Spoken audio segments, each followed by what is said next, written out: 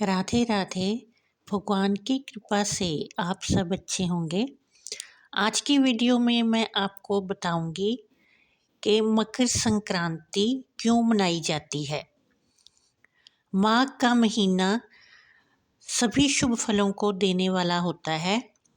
इस दिन से माघ माह प्रारंभ हो जाता है और इस दिन से सूर्य उत्तरायण हो जाते हैं। देवताओं की 6 महीने की दिन होता है और 6 महीने का ही रात होती है। और जब सूर्य उत्तरायण होते हैं तो देवताओं का दिन शुरू हो जाता है।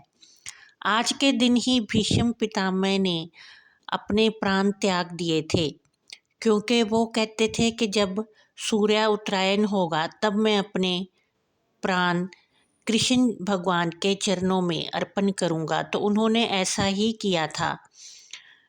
इस महीने से जो सर्दी है उसका प्रकोप कम होना शुरू हो जाता है और मौसम में थोड़ी गर्माहट शुरू हो जाती है। इस दिन तिल और गुड़ का दान किया जाता है, जो कि बहुत ही लाभदायक सिद्ध होता है। और इस दिन गर्म कपड़े का दान अवश्य ही करना चाहिए। और तिलों का दान का भी विशेष महत्व होता है। और इस दिन अपनी सामर्थ्य के अनुसार स्त्रियां अगर सुहाग सामग्री और बर्तन और वस्त्र का दान करती हैं तो उनका सुहाग अमर रहता है। वो कभी भी वैधव्य जीवन बिताने को मजबूर नहीं होती। मकर संक्रांति में पूजा पाठ का भी बहुत महत्व है। इस दिन से कई पूजा पाठ के नियम उठाए जाते हैं। इस दिन से कीड़ों को भी अन्न देने का नियम उठाया जाता है और वो अगली संक्रांति तक चलता है। पूरे साल तक मकर संक्रांति से शुरू करके अगले साल की मकर संक्रांति तक ये नियम उठाया जाता है। जो लोग ये नियम पूरा करते हैं उनके घर में धन की कभी भी कमी नहीं होती। स्त्रियां इस दिन सुहाग कुंड भी भरती हैं, उसमें सुहाग का सामान डालती हैं।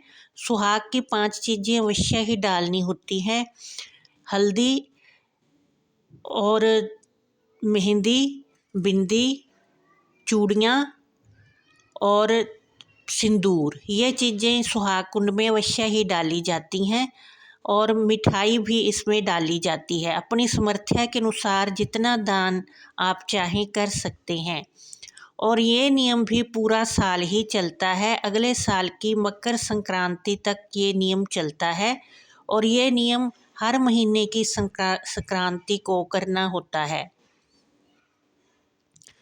और मकर संक्रांति के दिन पेड़ पौधे लगाने का भी बड़ा महत्व है। जो लोग इस दिन पीपल का वृक्ष लगाते हैं तो उनका वंश हमेशा बढ़ता रहता है और उनके घर में कभी भी कोई संकट नहीं आता।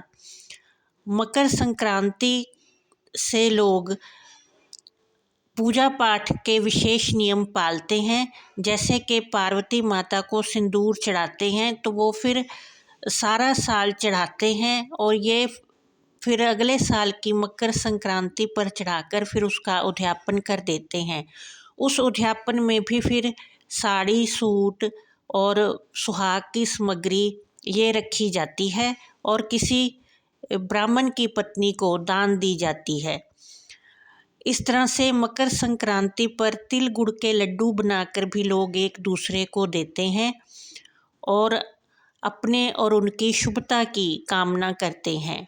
मकर संक्रांति से लोग गुड़ की बनी चीज़ें खानी शुरू करते हैं, क्योंकि उससे एक दिन पहले लोहड़ी का त्यौहार होता है। उसी दिन से लेकर लोग माघ माह तक ये तिल गुड़ का प्रयोग करते हैं। ये चीज़ें खाने से हमारा शरीर गर्म रहता है, क्योंकि इन दिनों में सूर्य की गर्मी कम होती है।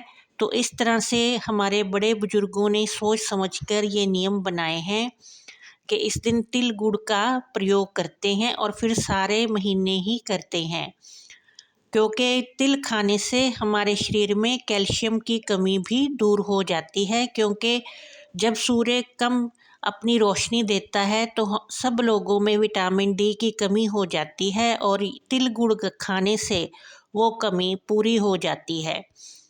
मकर संक्रांति में सूर्य भगवान मकर राशि में प्रवेश करते हैं। वैसे तो हर महीने संक्रांति आती है और सूर्य का राशि परिवर्तन होता है, लेकिन जब सूर्य मकर संक्रांति में प्रवेश करते हैं तो देवताओं का दिन शुरू हो जाता है, क्योंकि देवताओं की 6 महीने तक दिन रहता है और 6 महीने तक रात रहती है।